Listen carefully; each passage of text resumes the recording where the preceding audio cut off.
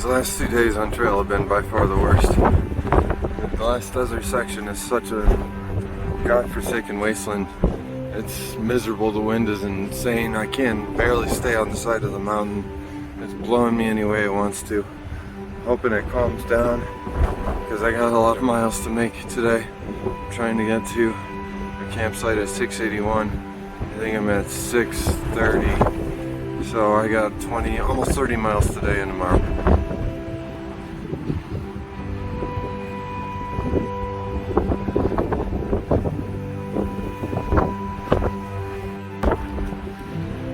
Well, I'm sitting at the water cache at mile 630, and I think that the last 20 miles of trail are my least favorite so far.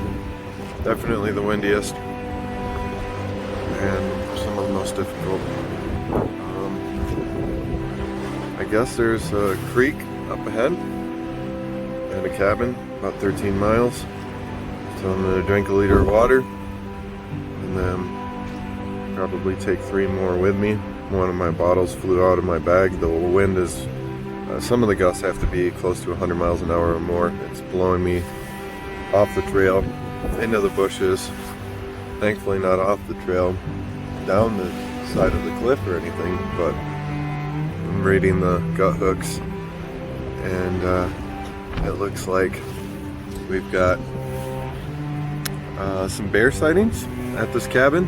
Also, people who got sick with the norovirus. There's been a bunch of rumors about them staying at this cabin or getting sick off the water that we drank, but thankfully I'm feeling okay. Everybody I was with last night is feeling okay. It was really hard to sleep. The wind was just whipping. None of us set up our tents. In fact, I wouldn't even bring a stove. In hindsight, I would cold soak the whole thing, maybe even slack pack my tent, because there's no way you're going to be able to use it out here. I'm hoping the wind will die down and that I'll be able to get about 27 miles in today and then another 27 in tomorrow. Looks like there's about 3 mountains to pass, but as long as we can get out of the desert and into more of the Sierras and out of the wind, should be good. Looks like the Cayava Wilderness is what I'm about to enter.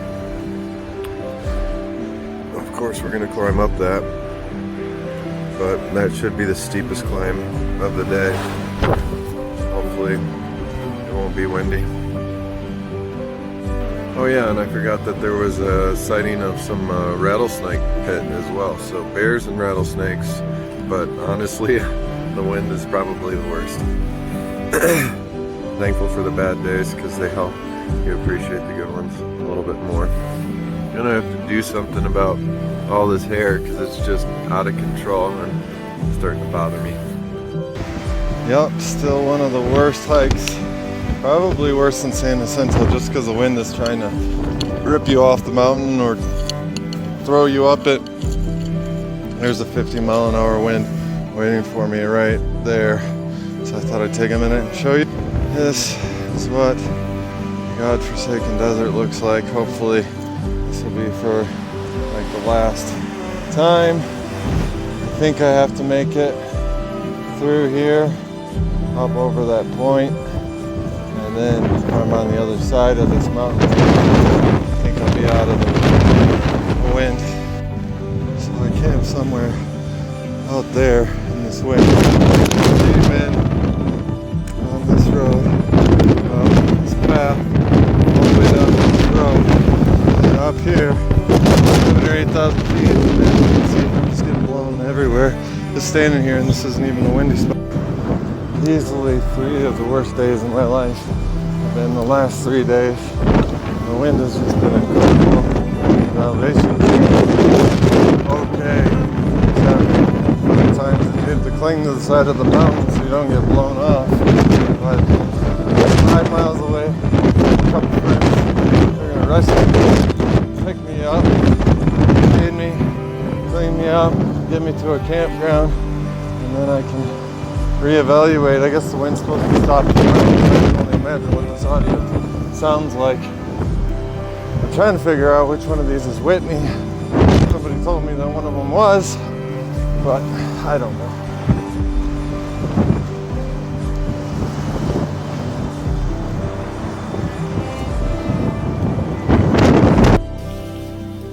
Got saved by the bus. Got Trail Magic behind us. Yeah, this is a really random place to see me. Literal last place that I would have expected to see you, like on some random dirt road in the middle of nowhere. Oh yes. Okay.